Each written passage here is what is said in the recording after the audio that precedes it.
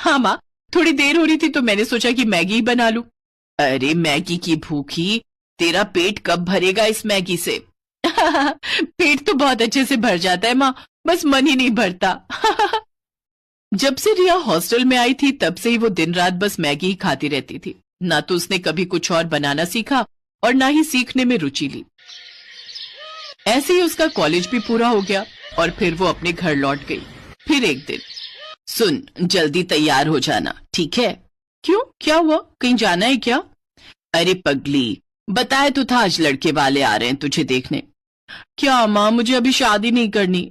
अभी नहीं तो कब करेगी, बुढ़ापे में क्या? चल जल्दी से तैयार हो जा। सरला के कहने पर रिया तैयार हो गई। सुधीर और उसकी माँ कुसुम उसे देखने आए। रिया की सुंदरता देखकर सुधीर ने उसे फौरन पसंद कर लिया और फिर 2 महीने बाद उनकी शादी की तारीख भी तय हो गई। इसी बीच रिया बाहर घूमने गए और फिर एक होटल में। तुम क्या खाना पसंद करोगी? मैं तो राजमा चावल खाऊंगा। वो यहाँ मैगी मिलती है क्या? हाँ मिलती ही होगी, पर होटल में आकर मैगी खाओगी? हाँ, क्यों नहीं। चलो ठीक है, जैसी तुम्हारी मर्जी। उस दिन सुधीर को समझ आ गया था कि रिया को मैगी बहुत पसंद है, लेकिन कितनी ज्यादा पसंद है ये तो उसे मालूम होना अभी बाकी था। फिर उसी शाम, रिया देख अब तेरी शादी होने जा रही है, अपने ससुराल में जाकर उन्हें क्या खिलाएगी? बस मैगी?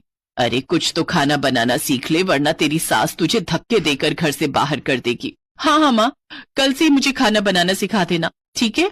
रिया को कभी खाना बनाने में इंटरेस्ट नहीं आया। उसने जब बहुत आसानी से अपनी माँ को कहा कि वो कल से ही खाना बनाना सीखेगी, तभी उसकी माँ समझ गई थी कि वो जरूर कोई तिकड़म भिड़ा रही है। शादी को अब बस 10 दिन बचे थे और अगले ही दिन रिया की 4 सहेलियां उसकी शादी के लिए उसके घर में आ।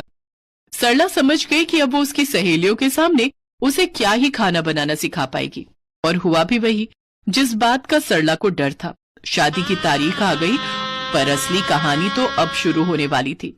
शादी के ठीक 2 दिन बाद, रिया बेटी यहाँ आओ। जी माँ जी।